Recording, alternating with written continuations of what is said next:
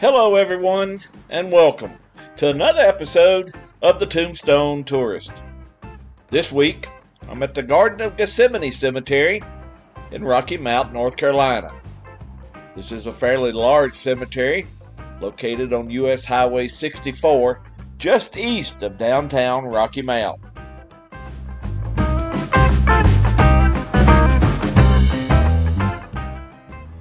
This cemetery has a combination of headstones and flat markers, and there's no office on site that I could find, so unless you know the approximate location of the grave that you're looking for, you may have quite a chore.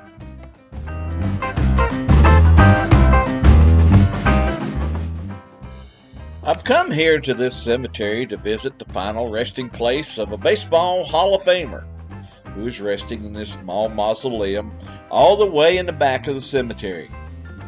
Here, we find the crypt of the great Buck Leonard.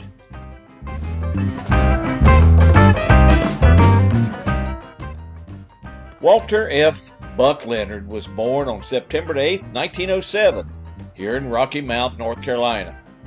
His father was a fireman on the railroad while his mother stayed home and took care of the 6 children. His parents called him Buddy, but his younger brother began calling him Bucky. The name stuck, and from then on, he was Buck Leonard.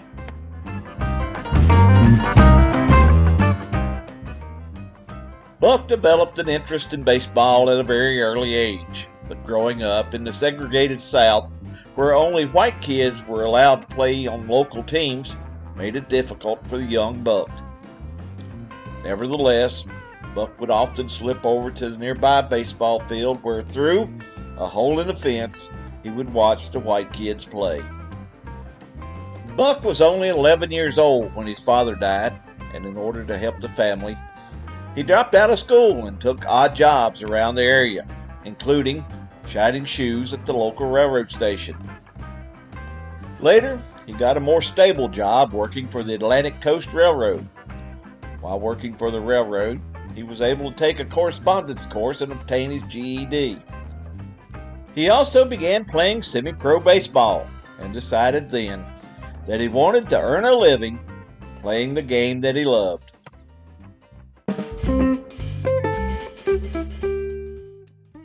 In 1933, Buck signed to play for the Brooklyn Royal Giants of the Negro Leagues. After only 1 year in Brooklyn, Buck moved to the Legendary Homestead Grays in 1934. With the Grays, he teamed up with the Great Josh Gibson, and the pair led the Grays to 9 consecutive Negro League Pennants in the late 1930s through the mid-1940s. The duo of Gibson and Leonard were known as the Thunder Twins because they nearly always led the Negro Leagues in hitting and home runs. Buck stayed with the Grays until the team disbanded in 1950. He played a couple of years in the Mexican League before being offered a major league contract in 1952. Buck declined the offer, stating that at 45 he was too old and may embarrass himself, and in doing so, harmed the opportunity for the younger black players to play in the major leagues.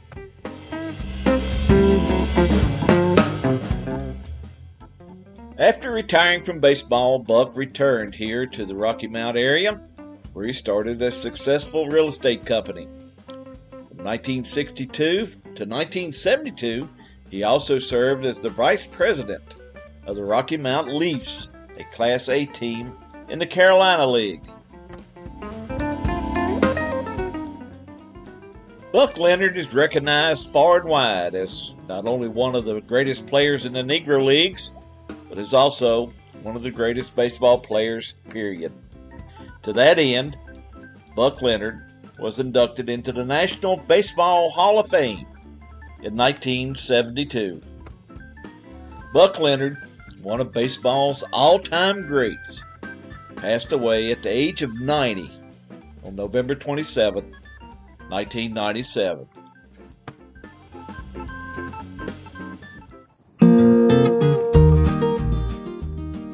Well, that brings us to the end of this video. I want to take this time to thank everyone for watching and supporting my channel over the years. And if you're new here, I hope that you will consider subscribing, and if you're so inclined, a thumbs up is always very much appreciated. Now, until next time, please remember, life is a wonderful journey. Be sure to take time and enjoy it. And I'll see you down the road. So long, everybody.